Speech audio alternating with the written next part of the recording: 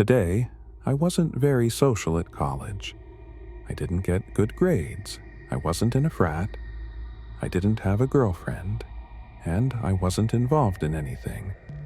I wasn't exactly a happy kid, but I'm not complaining. I found a loyal girl who would never stop fighting for me in my late 30s. Life's good now. We live together with 2 cats named Blue and Raz, and I'm planning to propose soon. Like I said, I wasn't in a frat, so the typical frat parties were off limits for me. Still, I wanted to have fun. I mean, who wouldn't? My friends Bryson and Ian were in the same boat. We spent most weekends hanging out in Bryson's dorm, but when we had the chance to go to a party, we didn't hesitate. Most of the parties we went to were off campus, meaning they weren't associated with any frats or the school. One time, we even drove for over an hour just to attend a party. Safe to say, we were pretty desperate. One Friday afternoon, Ian texted the group chat saying the girl he was talking to knew about a party nearby. I wasn't sure what kind of party it would be, but Ian insisted it was normal. Bryson joked that he didn't want to go to some death metal, emo, anime party, which I agreed with. But Ian convinced us it would be fine. We didn't have anything better to do anyway. Bryson got his brother, Chris, to be our designated driver. Chris didn't drink, and he was happy to join us for the night. On the way there, Ian started complaining about the girl he was talking to. She hadn't responded to his texts in hours, which wasn't too surprising considering Ian's personality. He said he was having second thoughts about going, which seemed like an overreaction. We were already 30 minutes into the drive, so turning back wasn't an option. We told him to suck it up and not let it ruin the night. After a few more minutes, Ian said that Callista's profile had disappeared from his phone. We broke it to him that he'd probably been blocked, and that she'd likely decided to go to the party with someone else. He sulked for the rest of the ride. When we finally arrived at the party, we immediately knew we'd made the right decision. The house was huge, especially compared to the others on the block. Ian wasn't ready to go in just yet, saying he needed a buzz to forget about the situation. Bryson and I were up for it, so we told Chris to park a little further down the street so we could pregame in the car. We cracked open a few beers and watched as people filed into the house. It looked like a pretty fun party. Once Ian felt buzzed enough, the 4 of us made our way inside. As soon as we entered, something felt off. For one, all the lights were on. Bright overhead lights. Nothing like the low, ambient lighting you'd expect at a college party. Most of the people were dressed really nicely, like they were attending a fancy dinner party, not a rowdy bash. But maybe that was just the vibe. The music was also strange. There was no trap, hip-hop, or any of the usual party tunes. Instead, they were playing ambient, almost druggy music. I couldn't really describe the genre, but it was all instrumental, no lyrics. It wasn't bad, just odd. We looked at each other, confused, but Ian didn't have any answers either. We wandered around the house and found alcohol everywhere, so we helped ourselves. A few minutes later, I started noticing people glancing at me and quickly looking away. It was so obvious that I wondered if something was wrong with my teeth. But I figured it was just because of what I was wearing. After all, we did look out of place compared to the others. Despite the weird atmosphere, we were having a decent time. Well, most of us were. Chris, though, was pretty bored and decided to go smoke in his car. A few minutes after he left, a group of girls approached us. They were friendly, almost too friendly. They started flirting with us immediately, joking about an entrance fee for joining them. At first, I thought they were joking, but then I saw they were serious. They were holding a bottle of tequila, and not wanting to seem uncool, we took a swig. After that, the six of us stuck together, drinking, talking, and occasionally dancing. It was going well until I noticed a weird green mark on one of the girls' necks. It looked like it had been drawn with a Sharpie. It was thin and short, but I couldn't stop staring at it. I didn't want to ask her about it, though, in case I offended her.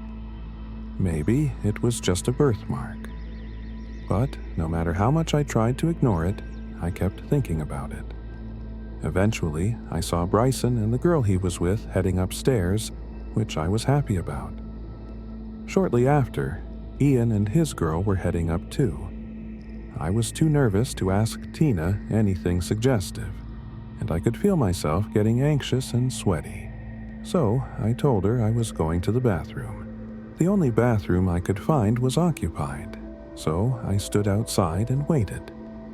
When the door opened, a tall guy wearing a white button-down shirt and linen pants stepped out. As I rushed in, we bumped into each other. I expected him to apologize, but instead, he just stood there, staring at me. It was strange. Then I noticed it. Just like Tina, this guy had the same green mark on his neck. My heart skipped a beat. Against my better judgment, I asked him what his problem was. He smirked and asked, "Who invited you?" I didn't know how to answer, so I just blurted out, "Callista, the girl Ian's talking to." He chuckled, looking up as if he knew exactly who I was talking about. He looked back at me and his smile disappeared. He asked, "Do you see Callista here?"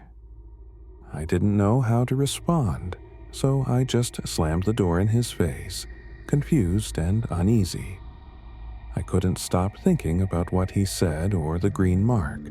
I left the bathroom, still trying to make sense of it all. As I wandered through the party, I couldn't shake the thought of that green mark. I started looking at other people's necks, and to my horror, I spotted more people with the same green line.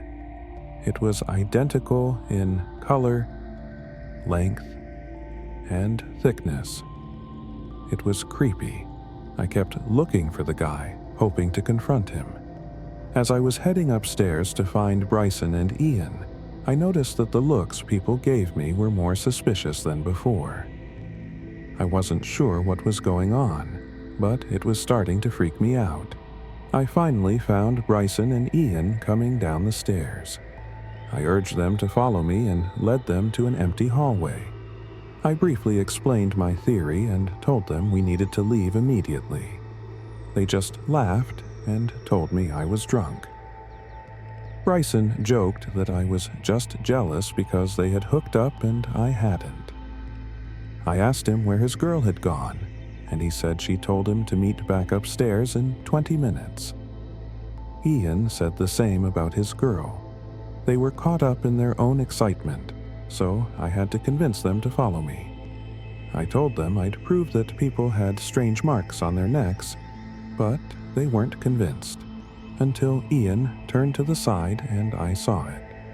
A thin red line on his neck. I nearly screamed, which finally got their attention. I checked Bryson's neck and there it was, a red mark. Ian tried to brush it off, saying it was probably just makeup, but Bryson started to believe me.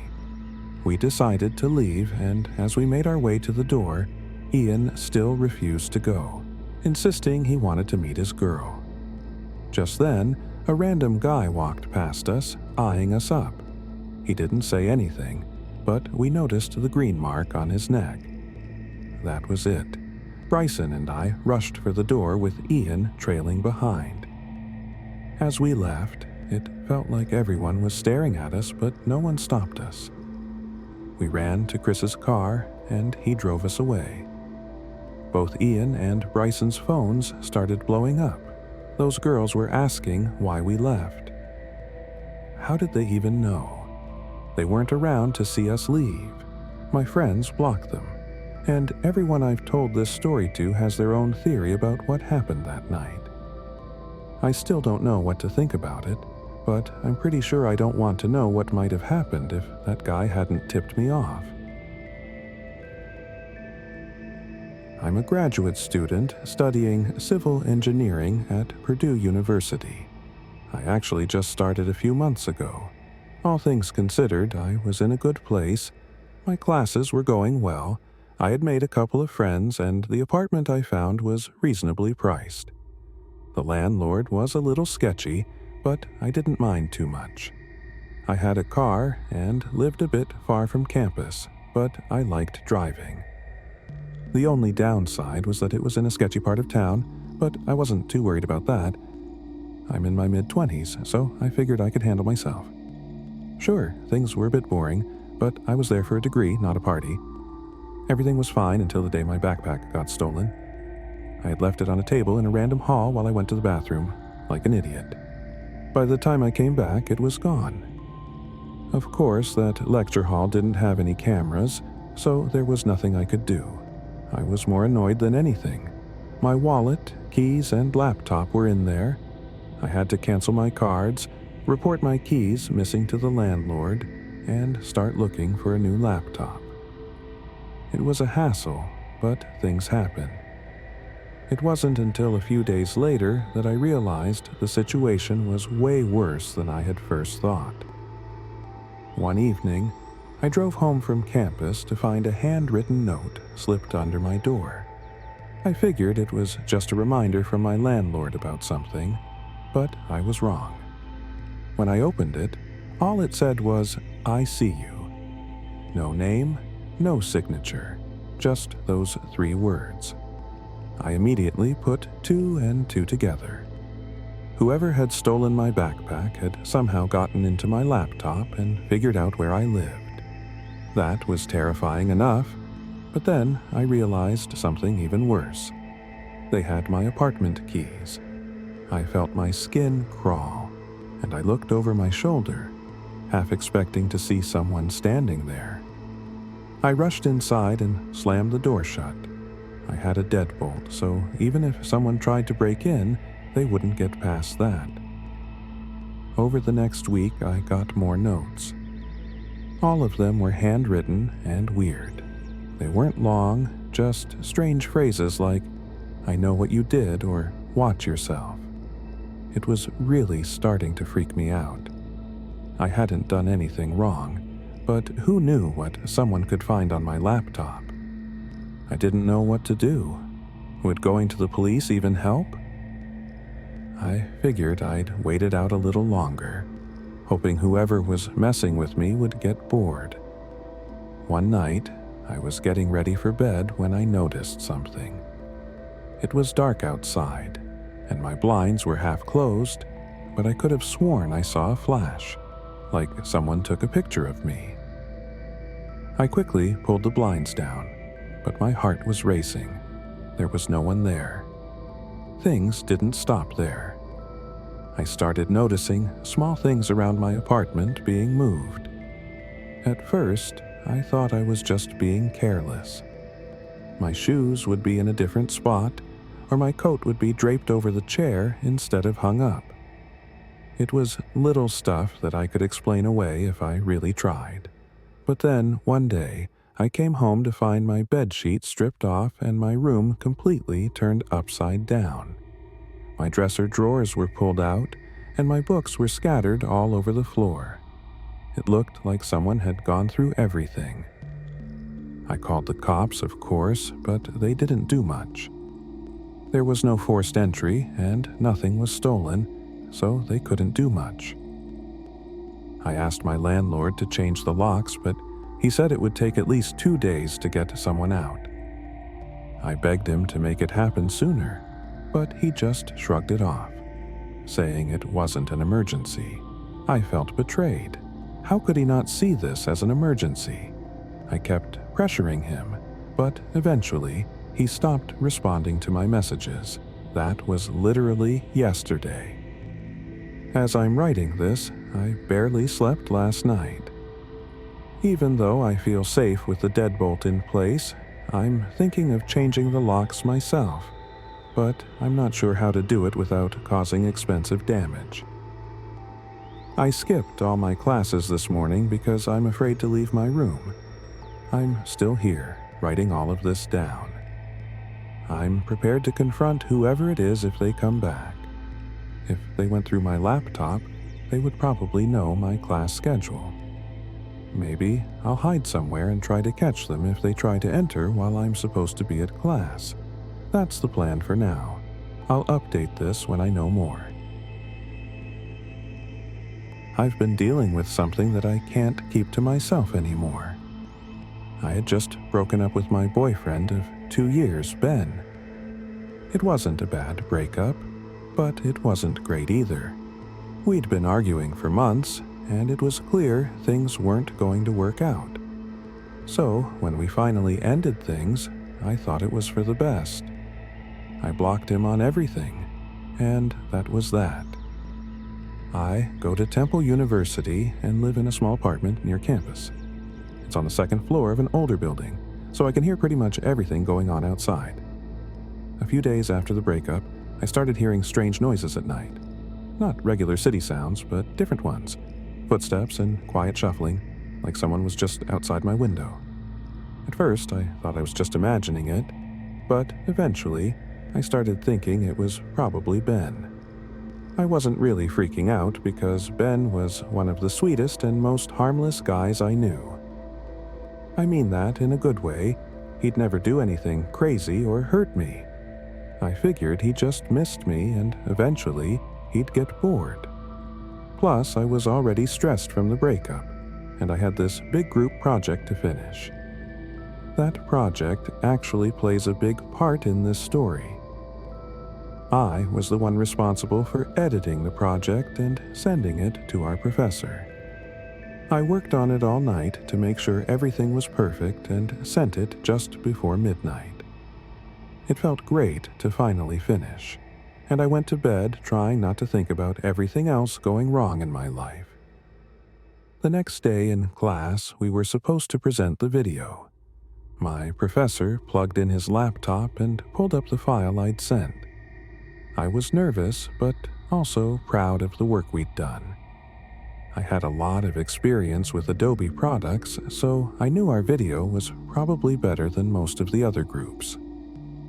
Then the video started playing, and my stomach sank. It wasn't our project. Instead, it was a grainy video of someone wearing a scream mask.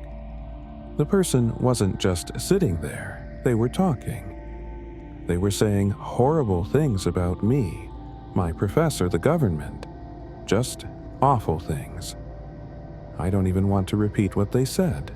It was disgusting. My professor let the video play a bit longer than he probably should have, just because he was probably in shock too. When he paused it, his face was pale. I was frozen.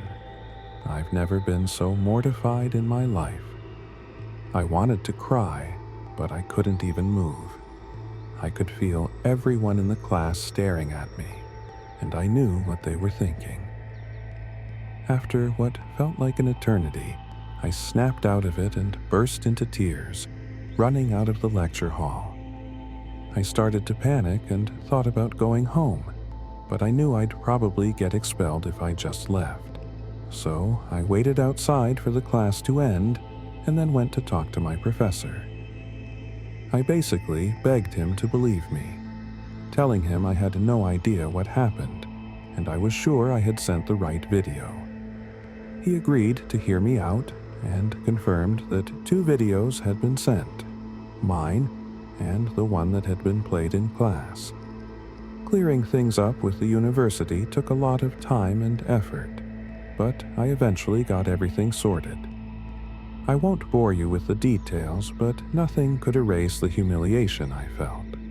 It was clear my email had been hacked, which was a much bigger problem.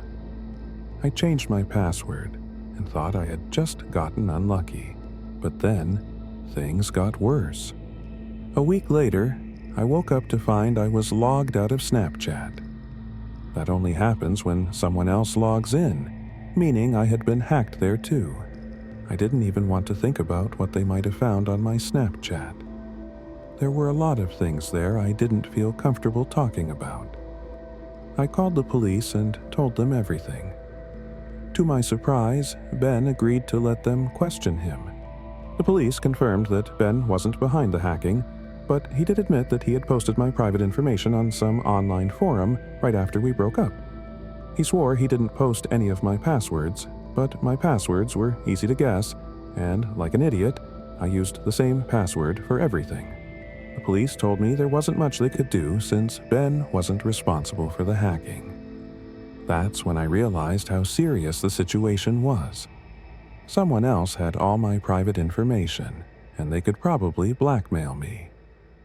I changed all my passwords right away, but it might have been too late. A few weeks went by without anything happening, and I thought maybe whoever was messing with me realized I had gone to the police and didn't want to risk getting caught. I thought that was the end of it, but it wasn't. One day, a random person added me on Snapchat. That wasn't unusual, but when I added them back, they started sending me pictures of me. I'm sure you can guess what kind of pictures they were. I blocked them before they could send any threats, but it made me burst into tears. I felt completely helpless. For about a week after that, random profiles kept adding me on Snapchat. I knew it was the same person, but I never accepted their friend requests because I was afraid they would blackmail me or ask for money. This has been going on for about a week now, and I don't know what to do. There's no evidence, and I have no way of tracking this person. The police don't have enough information to help, and even if they did, I'm not sure what they could do. The worst part is that they know my address and so much about my personal life. If I keep ignoring their requests, they might do something drastic. They've already lurked outside my apartment, so I wouldn't be surprised if they go further. I'm praying they get bored and just quit. For any young women reading this, be careful about what kind of pictures are on your phone. I don't know if this will ever end,